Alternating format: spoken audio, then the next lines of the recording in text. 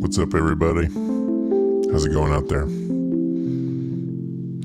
Now, I don't know if we talked hyper specifically about this image last time. This is a still from Pacific Rim, that kind of trashy movie about. I guess it's kind of like a Godzilla ripoff where big robots or Godzilla. Kind of Gundam. I mean, there's big robots, but there's also big monsters, and they're fighting each other. But that's not really what I want to focus on here in the intro. We see this image, right? I think you see what I'm looking at here. Besides all the color theory and all that other stuff, what we do see here, right? This black dot seems to be sort of surrounding their star, right? And this is an image from the alternate universe that the bad aliens come from.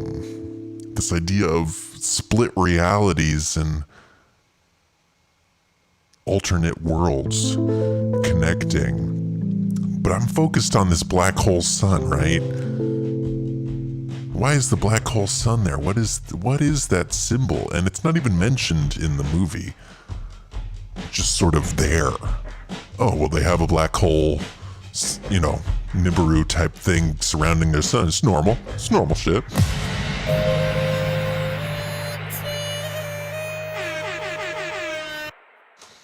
Okay, so first of all, it's good to be here. It's always good to be here. I just wanted to let everybody know it's been a minute here since my last show, and I personally am totally fine. My body is okay. I have not been horribly threatened or punished in any reasonable way, at least not directly, right?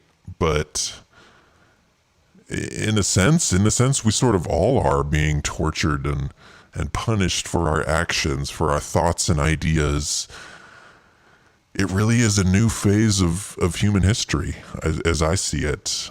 As hardcore as that was, the shift for, I'd say the last big shift that we went through was the Trump era. When all of that started to get going, you could feel reality shifting away from what it once was and heading into something new.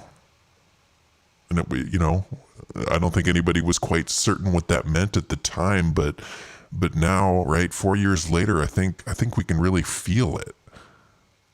What that did to reality, not just culture and people and institutions, but to reality itself. That's how much power this information, these stories have over us. It's not even that it's affecting your mind. It's that it's actually directly changing reality on multiple levels. And that's right. I don't think it just has to do with the physical. It really is these big events that happen. They bring in a cosmic shift in everything from the top down, and it's nothing can really escape. You can put up resistance, sure, yeah. You can defend yourself. You can try to defend your mind, but even with the best defenses, you're still living in this reality, right? And this reality now has nothing to do with the reality that came before. And well, I guess that's why it's better. It's advantageous to have a short attention span, to not think too hard, to just sort of breeze from one day to the next. Because if you really are sort of aware and awake and seeing what's going on, it can be incredibly jarring. It can be painful, because then you're going to realize that the reality has shifted. It is almost like we're in some alternative dimension, like we've passed through dimensions, just like in Pacific Rim. And all of a sudden there's a black hole sun orbiting our sun. That wasn't there before. I didn't really notice that before, at least. What is that doing there? And it's those types of sort of cosmic shifts that we're living through. And I just gotta be honest, I am having trouble figuring out how to fit into this new reality that we've just passed through, right? Because that reality shift is old. That Trump reality shift happened a long time ago, and I don't think we've seen really the full effects quite yet. But that's how this all goes. There's multiple games, multiple ideas passing through the system in the planning. And right now that we're getting into this new phase, it isn't just about a disease or martial law or forcing people to do things that maybe they don't want to do. I mean, that's definitely a part of it, implanting false ideas in people's minds, bending and distorting. It's still a lot of the same tactics and principles that we've seen for so long, and I think that's why so many people here on the interwebs have seen through the game, seen it as a game for itself, and tried to defend themselves. But just like I'm saying, there's only so much you can do, right? It's like, I don't know, it's like being underwater without any sort of air. There's only so long you can survive without breathing. And I'm not saying people are dying specifically, but it's these ideas, it's these ways of brain function, right? The brainified. What am I trying to say here? It's the thought processes that you have, that I have, that everybody has in this world. And it's always looking forward. We're always pushing forward. So it's hard to really think about what has been lost and what has gone by the wayside. But I don't know, the last couple of days I've been thinking a lot about, because I actually happened to grow up without the internet. I grew up just riding bikes and playing video games with the boys, and right, sure, we watched some movies. We definitely consumed a lot of media, but it was in a different frame, right? If you were around before the internet, you will know what I'm talking about. Information had a different type of power because it wasn't instantly obtainable, right? When you couldn't really just instantly figure out, oh, well, this happened in this part of Congress, in this part of the world, and in this area of interest that interests me. When information sort of, you had to wait for it to come across your table, especially if it was like breaking news, recent information stuff. There was a delay there. And, well, I guess that's what it is. Everything is sort of increasing rapidly, the speed of which this information is flowing. And every time we kick it up a notch, it almost feels like we can't take any more. This is wrecking our brains. We can't concentrate. And meanwhile, nobody's really mourning the loss of our consciousness before this new phase, right? Because sure, yeah, I mean, we're here on the internet. It's great. We're connecting. It's great to see you, Megan F., right? Direct, instantaneous communication to strangers, and how wonderful all of that is. But also with all of this available, how much our actual relationships have been degraded. I find myself daydreaming back to that time. I mean, maybe I was just a kid and had more free time, but the conversations seem to be more important. The meetings that you had with people, the people themselves, everything just in the physical realm, that's all there was. It was wildly important. And well, why are we talking about all this stuff? Well, I think it has a lot to do with the new phase that we're going through now, where information, right? The information is flowing a lot more freely. It is democratized.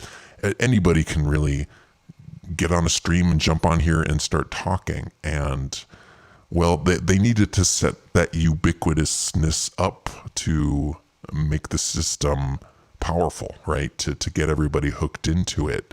But now that they do have everybody hooked into it, it's proving problematic for just anybody to be able to say whatever they feel like. And And you see it out there. You see it right here on whatever platform you're watching this thing on. There is a lot of censorship. It is reaching new heights, and that's sort of what I'm saying. When the whole Trump era started, I thought we had seen, right, this is what they're going to do. This is their format of censoring. And I think even then it was scary, it was depressing, but there still was a sense of, well, we got to just fight back against this. We can still get our information out there, and fight against all of this, even while all the psyops and misinformation was flowing. But yeah, like I'm saying, this phase is different. The stakes are extremely high, and that's, I mean, maybe I'm just seeing a little bit too far out, but I see people, content creators especially, running scared. They're terrified. And we're seeing this from all levels of creators, right? Whether it's PewDiePie and you have hundreds of millions of subscribers, it doesn't seem like anything can touch that guy. But we were talking about that, I think recently. He was going on the New York Times and doing a lot of this apologizing and so, oh, well, that was just childish stuff with, anything that offended you. I don't know what it is exactly that offended you, New York Times listener, but I'm going to change it and make it more milquetoast to comply with the new rules, right? And I guess that's one tactic. But we do see a lot of other people who are just continuing to do their thing.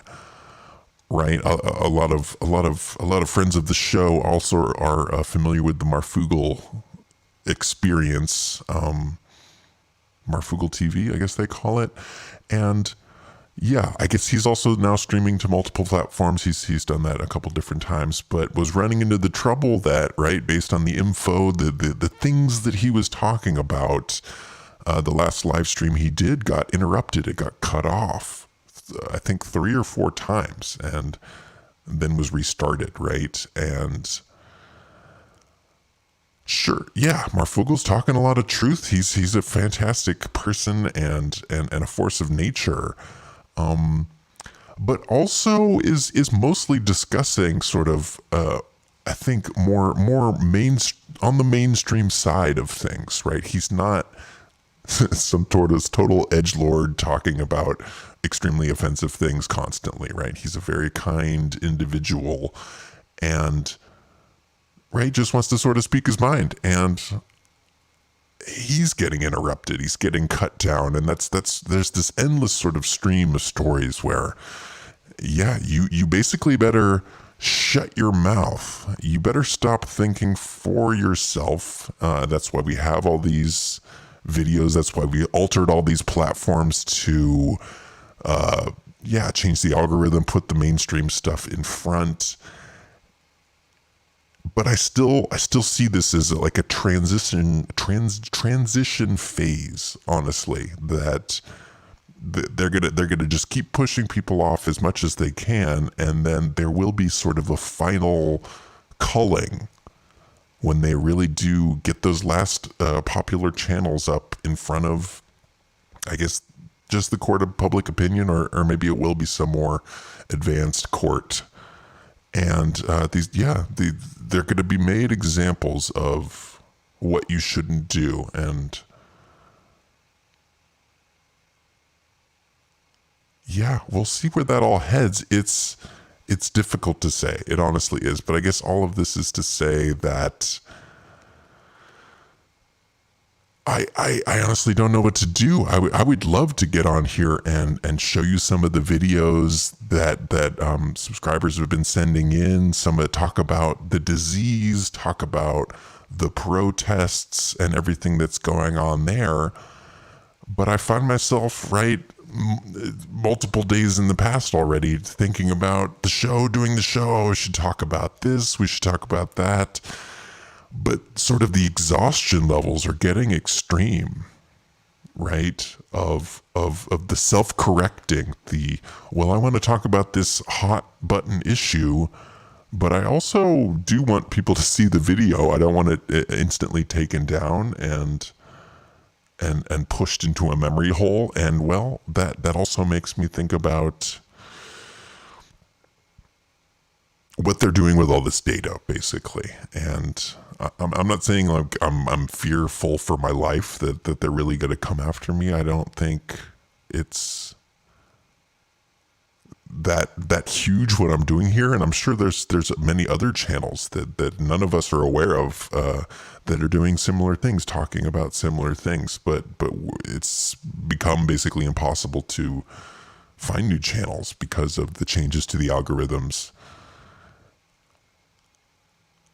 And yeah, I mean, I'd love to hear what you guys think about this. It's got me a little spooked, honestly. And well, doing a channel is actually a ton of work, and it is very demoralizing to think that, well, yeah, I could put in more years into this show. I could do a show every night. I could research all day and make sure this show is bringing you just the utmost of well-researched symbolism and clues in the news and all of that kind of stuff. And honestly, I would love to. I would love to sit down every morning and just do that research and maybe prepare some special music for you guys, and just really dial it in there, right? But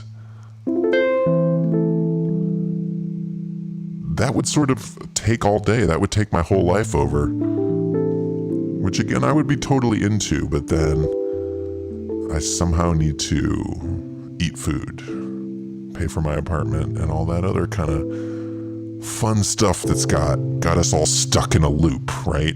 Stuck working some job to pay those bills, to work in the job to pay the bills, to work in the job to pay the bills. And I'm honestly trying to find a way out of all that circle. But I don't know if it's going to be through this channel anymore. For a while I thought really we could build something up here, but they're just doing a damn good job of scaring this information away.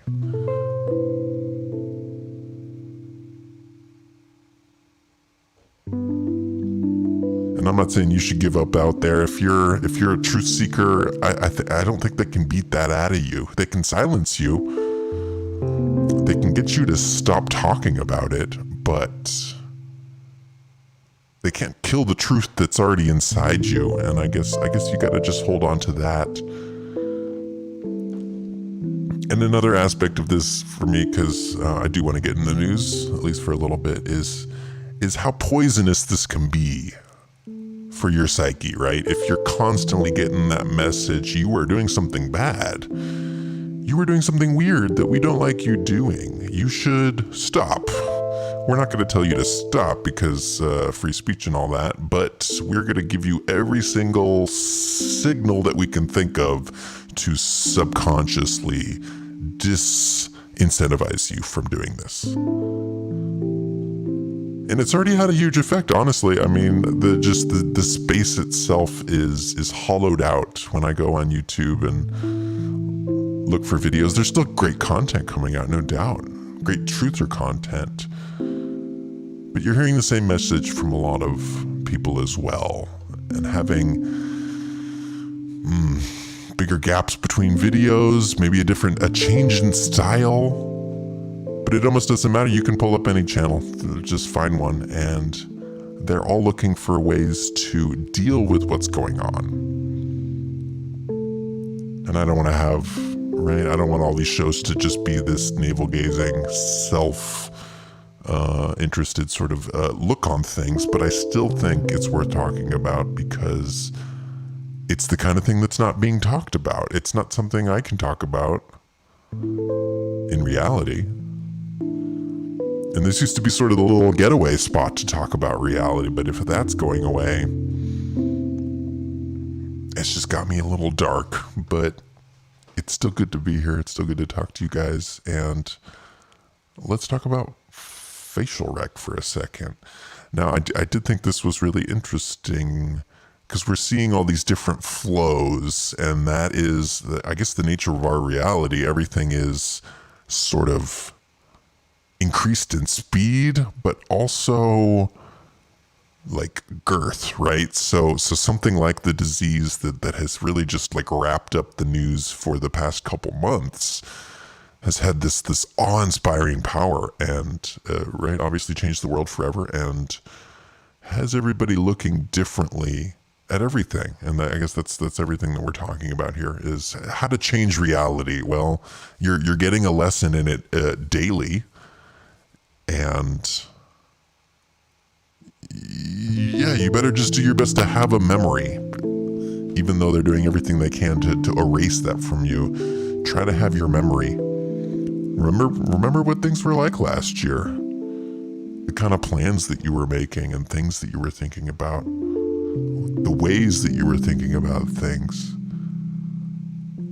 It's worth trying to recall, because then you'll see how different things are now, how grating that is against your previous mode of reality. Never in a million years did I think that the big tech companies would come out against facial rec and say that it's bad and halt their own development that they've been pushing for years. But here we are. Here we are at this point. Amazon.com Inc. on Wednesday said it was implementing a 1-year moratorium on police use of its facial recognition software, reversing its longtime support of selling the tech to law enforcement. And this all ties in. Well, I guess it's always the same story. It's all tendrils of the same story. But there is a war on our system on so many levels, in so many different ways. And the war is so elaborate and large, right? Because our system is so elaborate and large that it will have to be done in stages. There's no other way around it. There is just no other way. Hey, Kim, what's happening, Kim? It's good to see you. Yeah, I totally spontaneously just jumped on here to let you know what's going on, so you can you can check it out if you want. What are we talking about? This war. So this war has many different levels. We are seeing the wholesale restructuring of reality. I don't even want to say the country or our culture or you. It is reality itself that is being restructured. And you need to take that one step at a time. It takes time to restructure reality, especially if you want to do it all the way from the bottom to the top, right? So, well, here's this particular phase, right? It's been a nature of reality, I think, for a very long time that, yeah, there is this class of people that are warriors. They can hurt people real fast. They have training in hurting people and also killing people. And they're super good at it. Well, for the most part. That's at least the goal of the warrior class. But, that's also the nature of reality. Things are just usually the literal opposite of the plan or the idea. So you end up getting a lot of maybe not so good people in there. And also just the nature of violence and hurting people. I don't know about you, but I tend to shy away from it. I find it makes trouble in my life when I punch people in the face or strangers, or just, it hurts my hand too. I'm trying to think of the last time I punched somebody.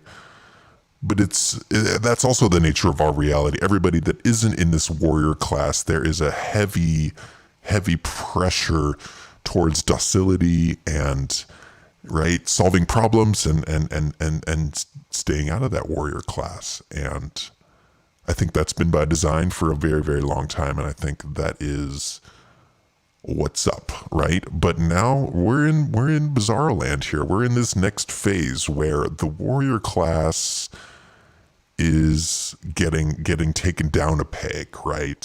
For centuries, I think this was not called into question in any meaningful way. And obviously, if you have power, you're going to abuse power. That is just a fact. I don't know if they're going to be able to change that aspect of reality without any sort of elaborate mind control, because people, everybody, doesn't matter who you are going to take advantage of the situation that you are in. And depending on your personality traits and other things, you might take that too far or be too scared to take it too far. And I guess that it all ties in with all the research that they've done now for the past century about how people work, how systems are organized, and how systems can be changed and what those critical like aspects of the system are to get people to change. And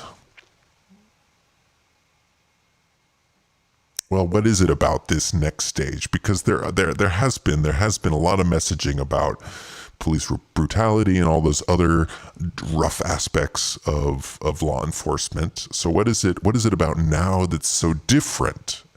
And this again, I mean, I think just talking about this in this roundabout way is still going to get this video particularly somehow pushed to the sidelines. Although I sort of assume that everything I make is put in the category of edgy shit. So it almost doesn't matter what I say at this point. It's still going to be put in that box. But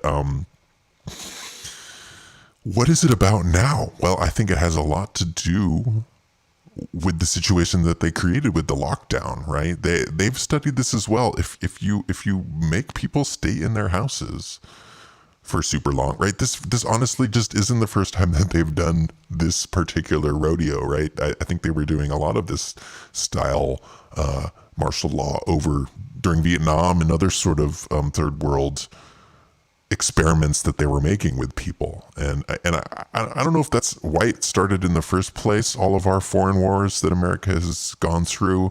But I think that ended up being one of the major goals of most foreign conflicts is collecting that data on how people work, how they can be changed and manipulated, and how they can be made to completely abandon a system that they maybe grew up with and really just love. Maybe a system that works perfectly, that is perfectly organized and passed to that particular demographic, that type of person. What can you do to a person to make them give up what they need, what they love, what supports them? And I'm not saying I know exactly how that works, but I'm sort of saying that they do, and that it's not it's not some magic. It's not some, as much as we want to think that right, you have free will, you can think for yourself, you can make all your own decisions. Well, when you study the systems in a wide enough range, that all of that breaks down, and they know exactly what to do. They know exactly how to get in your mind. So it remains to be seen what will actually happen with law enforcement, whether we will actually abolish all of our police departments and just I don't know, put in like a kiosk, maybe like an info point where you can press the button, get some phone support or something. I could see them really making that happen, especially if facial recognition and all of that was allowed to go sort of full bore and actually do its whole thing, right? If they really out in the open put all the facial recognition, then I don't think you would honestly need very much policing. So, but what I'm seeing a lot here now. I was trying to get that picture. Here we go. They're implementing a moratorium, right? So I think this is all just like an elaborate wraparound in a sense, because we're seeing it already with the virus, right? They tell you to go do something that they know a couple months, 6 months, maybe years down the road, they're going to do the exact opposite and say, well, that was pretty short-sighted. I can't believe we didn't see what was going to go wrong there, even though they totally knew exactly what was going to go wrong. And then only then are they allowed to fully implement the system that they wanted without any sort of pushback, right? And we saw all that happen with the virus. There was a lot of sort of militaristic martial law sort of restrictions that they wanted to put on people, but they realized they couldn't do it without a crisis, and so then they insert that crisis, and then boom, all of a sudden you are doing those things and thinking those things in those certain ways, right? The whole really critical part is that you accept this wholeheartedly. And if not you, then your family members and everybody else that is really just a little more tangentially awake. And that's been talked about a lot around here, right? In the right circles, that, right, obviously they're going to get all these people out to protest. They're going to protest. Oh, well, they're not social distancing. They're all going to get sick, and then they'll be able to push in another sort of even more draconian lockdown than the first one. I think this first one's going to be known as the fun time lockdown, and whatever's coming next is probably going to be a little more brutal. And don't think for a second that they don't have stronger diseases that they can release, right? That they can really set up. I don't think that they can't make this a little more virulent, a little more powerful, a little more creepy, because that's just the thing that's going to push this thing over the edge, right? Having it on that next level. But I guess what we're trying to figure out here is, because I think this is a really good example, right? They obviously want facial rec. They definitely want to be filming us and recording us in every possible aspect, right down to your actual physical thoughts. Now, so why would they pull back against this? And why would they pull back in a coordinated effort, right? Because it's not just Amazon, it's IBM as well. There's a lot of money that they've put into this technology, and there's a lot of money they're making currently off of licensing it. So that's the big question. That's the $1 million or $1 trillion question. Why would they stop doing something that they want to push further, and it's also making them money in the meantime? Well, that means there's got to be a next level. There's got to be a further reaching around agenda here, because there's no way these major corporations are going to turn their back on that cash if there wasn't a longer game. And I guess that's what I'm seeing personally. Very transparent, very bald-faced, the long game being played out. And they're really banking on the fact that you are not remembering what's going on. And I'm honestly shocked, right? That we could be locked indoors for all that time and instantly forget that we were locked inside that whole time and go out and protest and act like nothing happened. Well, now we're doing this because this is the signal that we got. And I think they're realizing how good they did with their signaling, because people just snap that up right away, especially if it lines up with what you actually want.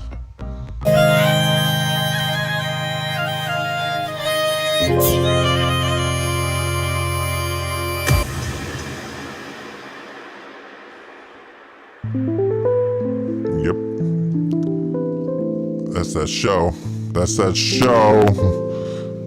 Hitting that 33 mark. Wait, we're coming up on 33 minutes and 33 seconds. I just want to celebrate it with a chord here. Wait. 27, 28, 29, 30, 31, 32. I should have picked a better chord. That was the 33 chord. Quads, bros. So, honestly, I hope you're doing well. I hope you're dealing with all this, because this is some rough stuff. And you're not exactly, right? You're not being given the tools to deal with it. You're being given the literal opposite of those tools. You're being told, hey, you got to perform brain surgery right now, but we're just going to give you a 2x4. You good? You got this. Go do it. Go do that brain surgery with the 2x4. We've given you everything you could possibly need.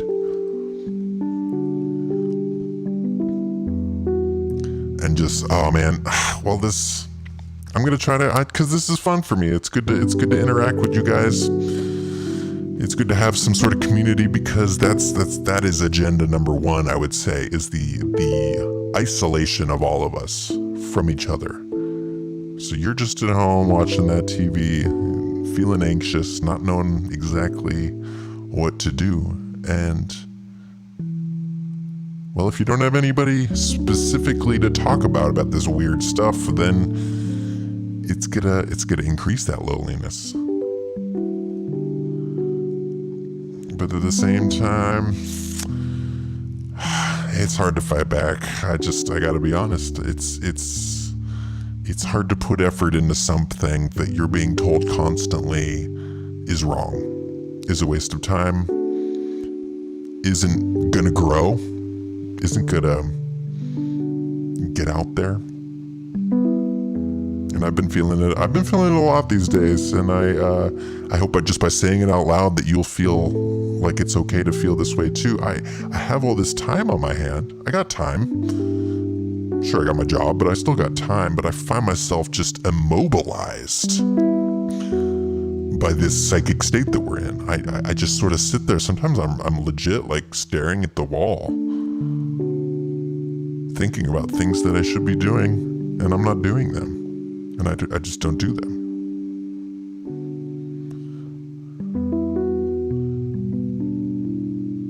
And part of that's me just living my life. I got issues, I'm sure, yeah. But a lot of that is by design, and it's a direct result of the psychic torture that we're all being put through. So I guess just do your best, you know? I'm doing mine. Okay, I'm out. I'm gonna do some stuff, do some other cool stuff. Maybe like actually fix the goddamn chat window that's not updating properly. But that's on me. That's totally on me. That's totally on me. I hope you have a good day. Are these things working? Wait, I got weird.